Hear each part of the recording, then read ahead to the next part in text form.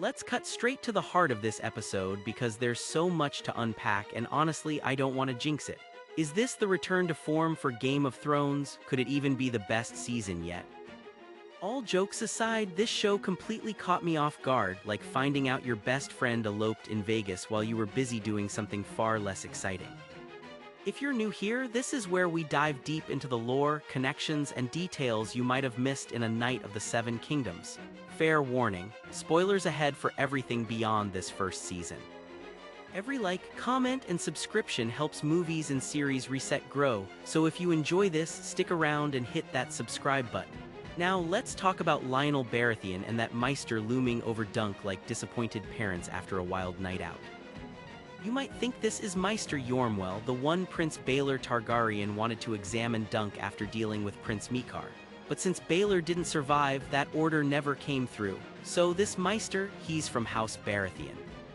And that moody jazz music kicking off the episode, that's entirely new for Game of Thrones, proving this series isn't afraid to carve its own path.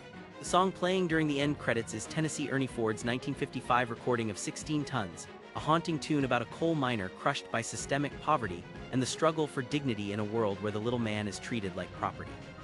It perfectly encapsulates Dunk's world, one where freedom is an illusion and the common man is trapped in an endless cycle of hardship. This scene between Lionel and Dunk, not in the books. Neither is Lionel's claim that the tournament was wonderful. For Dunk, it was anything but. But for Lionel, history will remember him as a valiant warrior who stood for honor in one of the most legendary tournaments in the Seven Kingdoms, or should I say 9.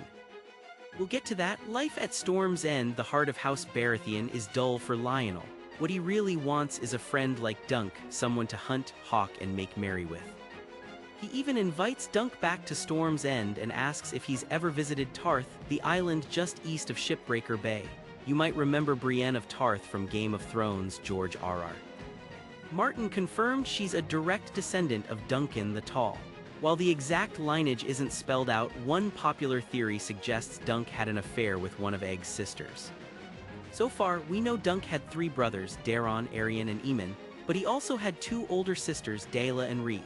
The theory goes that one of these princesses was married off to House Tarth to hide a bastard child, explaining Brienne's towering height and why Dunk's shield ends up in the Tarth armory in a feast for crows. Lionel's Maester says Dunk's wound has mortified, meaning it's gone gangrenous. The Maesters suggest boiling hot wine to cleanse it, but Lionel isn't having it. He even drops the line, "The others take me," referencing the White Walkers who, at this point, are just boogeymen to the Knights of the Seven Kingdoms. I love how this scene is set against a hedge and a massive elm tree, a fitting backdrop for a hedge knight whose sigil is emblazoned with one. And let's not overlook Lionel's stag crutch, a nod to his house. Lionel offers Dunk a place at Storm's End, promising to love him like a brother, but Dunk's response is what really matters. "All I do is bring pain and suffering to those around me." We'll see this guilt play out throughout the episode, especially when it comes to Prince Baelor's death. Dunk feels responsible even if he didn't land the killing blow. It's why he initially turns down Mikar's offer to take Egg as his squire. "I think I'm done with princes," he says, but we'll get to why he changes his mind. Lionel, meanwhile, has little respect for Baelor's sacrifice. Any good dragon is a dead dragon. To him, Baelor's involvement was cowardly. His 3 Kingsguard wouldn't dare attack him, let alone Steffon and his nephews. The only real threat was his brother Mikar. So the risk was minimal compared to knights like Humphrey Harding, Beastberry, and Apple, both of whom lost their lives in the battle. It reminds me of what Sir Robin Wrisley said to Baelor. The gods won't favor a warrior whose opponents refuse to fight him. Lionel's take? The gods don't favor frauds, so why do they favor Dunk? If you believe Dunk was never truly knighted by Sir Arlen, then he is a fraud. The books leave it ambiguous, but the show leans heavily into the idea that Dunk was never knighted. There's even a scene just hours before Sir Arlen's death where Dunk questions why he's never been knighted. Sure, it's possible Sir Arlen knighted him after this moment, but Dunk's hesitation to knight Raymond Fossaway in Episode 4, and that weird cut to Sir Arlen looking at him like, "What do you want me to do?" paints a pretty clear picture. George R.R. Martin has said Dunk is a special case, a knight who may not be a knight. The question of his knighthood is something Martin will continue to explore, but as we've seen, Dunk behaves more like a true knight than many who actually are. It's not about the sword, the armor, or the title, it's about actions. And Dunk's actions speak louder than words. Lionel also warns of war on the horizon. Remember, Westeros has enjoyed 13 years of relative peace since the first Blackfyre rebellion, which we glimpsed in younger Dunk. The war Lionel's hinting at is likely the second Blackfyre rebellion, which happens 3 years after the Ashford tournament and serves as the backdrop for the third Dunk and Egg novella, The Mystery Knight. While Lionel doesn't appear in the second novella, the writers seem to be setting him up for future appearances. And yes, he does meet Dunk again later, but we'll get to that. Prince Baelor is burned in the traditional Targaryen way by fire, but there are no dragons to light the pyre, unlike what we saw with King Viserys' wife and child in House of the Dragon. What's more interesting is who isn't there. There's some debate about the older man and woman in attendance. At this point, we don't have confirmation if the older man is King Daeron II and his wife, Queen Miriah Martell. Keep in mind, riding from King's Landing to Ashford could take up to 2 weeks by horse. If it is the king, why aren't Baelor's second son, Matarese, and wife, Jenna Dondarrion, present? They'd presumably be in King's Landing. Some might argue Miriah Martell was known for her black Dornish hair, but at her age, it's natural for it to turn gray. There's also a brief shot of this older man walking in the background during the episode's tag. Surely, the king wouldn't be walking, he'd have a royal carriage. The books only mention that King Daeron had a peaceable nature, and that Baelor was the finest knight of his age, with some arguing he should have been buried in armor with a sword in hand. But in the end, Daeron's wishes prevailed. It doesn't specify if those wishes were delivered in person or by Raven. From left to right, we have the Ashford Septa who pleaded for the gods' justice before the trial. Manfred Dondarrion, whose relative Jenna was married to Baelor, and 2 white-haired girls in the background. Pure speculation here, but they might be Mikar's daughters, Daela and Rhee. The silver-white hair seems like a deliberate choice. If they were just random nobles, why give them such distinct features? Next is Baelor's eldest son, Valar, now first in line for the Iron Throne and likely his wife, Keira of Tyrosh. While her exact hair color isn't described in the books, the Tyroshi are known for dyeing their hair vibrant colors like pink, blue, green, or scarlet. When Prince Aerion dies from the great spring sickness that sweeps Westeros in the coming months, Keira ends up marrying his cousin, Daeron the Drunk. Lucky her. Of course, we also have Egg looking sharp in his Blackfyrisk beret and his father, Prince Mikar. Rounding out the attendees are 2 Kingsguard members, Sir Donal of Duskendale and Sir Roland Crakehall. Where's the third? Sir Willem Wilda was carried from the tournament, unable to move, implying he was paralyzed during the Trial of 7. Prince Aerion also isn't there, still recovering from his injuries. In the books, Dunk attends the funeral, but here the writers have him watching from the cliff below, only coming up after it's over to see the Silent Sisters collecting Baelor's ashes. He has a somber chat with Valar, who makes the heartbreaking observation that not many children bury their fathers. Why did the gods take a man who could have been the greatest king since Aegon the Conqueror, yet spare a lowly hedge knight like Dunk? It's a question Dunk will wrestle with as his journey continues. As the attendees pack up, Dunk gets looks, none of them the hero's welcome he might have expected. As Mikar later points out, Dunk will forever be tied to the death of a prince whose potential was never realized. Our boy Raymond Fossaway, this season's MVP, gives Dunk an incredibly awkward hug. We then find out his cousin Steffon, the man who betrayed Dunk at the last moment to join Prince Aerion's side, has packed up and left, leaving Raymond with almost nothing. Losing to your younger cousin in the first trial of 7 in over a century, that's got to sting. We finally get a shot of Raymond's green apple shield. Before the trial, he had it repainted from red, saying he'd rather be an unripe green apple than a wormy red one. And as if that weren't enough, he thinks he might have broken one of Steffon's ribs. And wouldn't you know it, Raymond snagged the prettiest lady of the night who was previously canoodling with Lord Manfred Dondarrion. She's only been with Raymond for a few nights, and the fact that she's now with child suggests it's probably not his, more likely Manfred's. If this were Westeros Inquirer, it'd be front-page news. She and Raymond go on to create a splinter branch of House Fossaway, the Green Apple Fossaways, while the Red Apple Fossaways remain at Cider Hall. The Green Apples set up shop in New Barrel, which makes sense now that Raymond mentions he'll probably build a barreling business. Rowan Fossaway isn't in the books, but fans have loved her addition, and it's great to see Raymond happy. Dunk is summoned for a meeting with Prince Mikar. It's eerie how Mikar sits in the same chair with the same book in front of him just like his brother did days earlier. Mikar reveals Arion will be sent to the Free Cities, hoping it might change him for the better. The books say he's sent to Lies, returning a decade later during the Third Blackfyre Rebellion in 219 AC.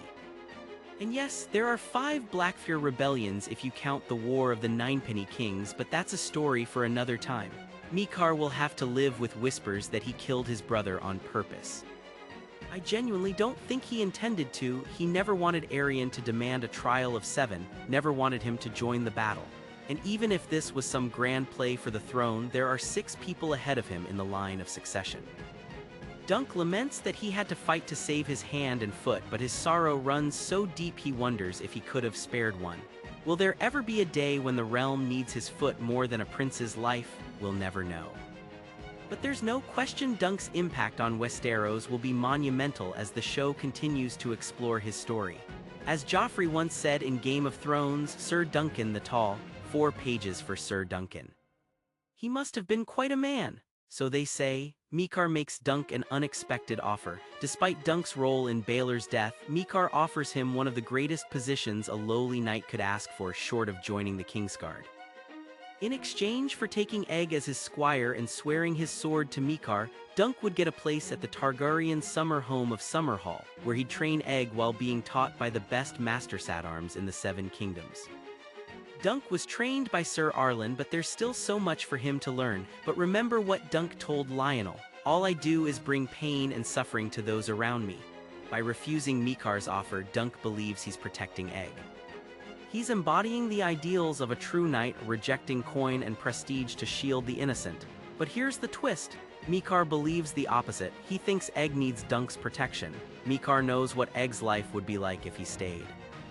One brother has made his life a living hell, another is a drunk, and the third is halfway across the world studying to become a Maester. Mikar has already failed his first 3 sons. His final line to Dunk, referring to Egg as his last son, is heartbreaking. Not only is Egg his youngest, but he's his last chance to raise a son who won't become a failure. Dunk has to break Egg's heart by telling him he can't take him on as a squire. It's also telling that Egg lies to Dunk about spying on his conversation with Mikar. Lying has been a recurring theme for Egg this season. It started with a lie and it ends with one. Just as Egg hid his true motives for wanting Dunk as his squire, Dunk hides the real reason he can't take Egg on. Then there's the final lie. In the episode's tag, we see Mikar furious that Egg has run away, even though Egg told Dunk his father allowed him to go. The books never clarify Mikar's actual decision, only that he turned and walked away without a word after his talk with Dunk. It'll be fascinating to see how the show handles this going into Season 2. Dunk's flashback with Sir Arlen reveals the origin of the penny tree. When the men of House Penrose went to war, they'd pin a penny to the town's tree, reclaiming it only if they returned. Many never did, leaving the tree covered in pennies. It's a touching homage to his former master when Dunk leaves a penny on the tree he slept under at Ashford Meadow. It also hints that he might return one day. And let's not forget the fake-out of Sir Arlen's death, which keeps the ambiguity of Dunk's knighthood intact. We can assume Sir Arlen dies shortly after this scene though. Now that coffin, wild, who even thought to keep it inside? In the background, you can hear revelers paying tribute to Sir Humphrey Harding and Sir Humphrey Beesbury, both of whom died in the tournament. You can even spot Sir Donal of Duskendale, believed to be Beesbury's killer. Raymond isn't the sharpest tool in the shed when he thinks literal magic is keeping the bees hovering around the coffin. There's a quick 3-second shot of 2 kids playing, with one saying, "Do you yield, dragon whore?" These look like noble kids, one from House Harding, the other from Beesbury, reenacting Dunk's victory over Prince Arion. It just goes to show how quickly stories spread across the kingdom, to the point where kids are acting them out. Dunk can't believe Prince Daeron has the nerve to show his face. It was partly Daeron's fault that Baelor and the others are dead. He's the one who spread the lie that Dunk kidnapped Egg in the first place. But Daeron's here on a mission. He wants Dunk to reconsider taking Egg as his squire. Like Mikar, Daeron believes Egg staying with him won't end well. "No doubt we'll make a man of him too," he says. Then he questions whether madness is inherited or the result of upbringing. He mentions Arian was once a good child, implying that environment shapes who we become. I think this is what ultimately pushes Dunk to agree to take Egg on his own terms. Dunk knows his own life was shaped by Sir Arlen. Maybe he can do the same for a young prince. This turns out to be true. Egg goes on to become King Egon V, known as a kind and approachable man beloved by the small folk. By traveling the realm and living among the common people, Egg gains a unique perspective on their struggles, something that will define his rule over the 7 kingdoms. Or should I say 9? At the end of the episode, Egg corrects Dunk. There are actually 9 kingdoms. Both 7 and 9 are technically correct, but for different reasons. 7 comes from the formal name of the realm established by Egon the Conqueror, but a lot has changed in 200 years. 9 kingdoms reflect the current geographical and political divisions. The North, the Vale, the Iron Islands, the Riverlands, the Westerlands, the Reach, the Stormlands, Dorne, and the Crownlands. By correcting Dunk, Egg isn't just showing off, he's highlighting how the Targaryens actually govern the continent at this time. Perhaps the most audacious scene not in the books is Egg's attempt to kill Arian. Moments earlier, he looks at himself in the mirror, seeing the stubble of his white hair coming in, a reminder of everything he hates. Part of why he shaved his head was to distance himself from Arian. Knowing his dream of squiring for Dunk is over and that he'll have to return to his abusive brother, who he likely doesn't know will be sent to the Free Cities, this seems like his only way out. Remember, Egg has spent the season calling for Arian's death. Kill him, I wish Duncan had killed him. I guess he forgot his uncle's words. The Septons say we must love our brothers. A bit ironic, coming from a man who'll be killed by his own brother.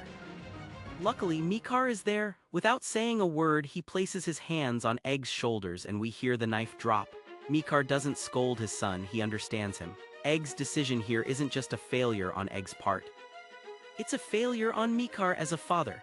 Dunk requests an audience with Mikar, but first, we get one last cameo from Gwyneth Ashford, the young lady whose name-day tournament this all was for. She tells Dunk she doesn't blame him for ruining her day and that he did the right thing. Quite the change from when she called him big and stupid earlier. In his final meeting with Mikar, Dunk honors Baelor's memory by agreeing to take Egg as his squire. Maybe this is his way of giving Baelor what he wanted. A good man who would one day become king. Dunk will take Egg on one condition: he learns what it's like to live as a hedge knight.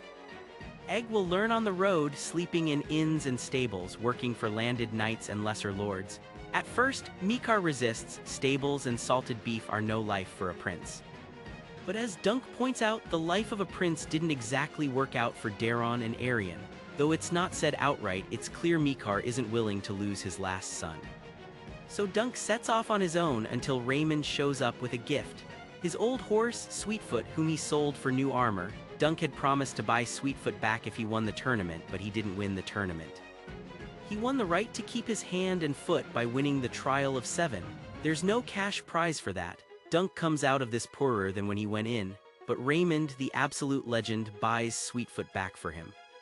In the end, though, Dunk gives Sweetfoot to Raymond, saying life on an orchard will be better for her. Raymond even feeds her a green apple. He also brings news. Lionel wants Dunk as his stag, essentially in his service at Storm's End. Dunk rejects this, which made me think of Lionel's earlier line, "I'll hate you like a brother." In the world of ice and fire, we learn that Duncan the Tall eventually faces Lionel in a trial by combat.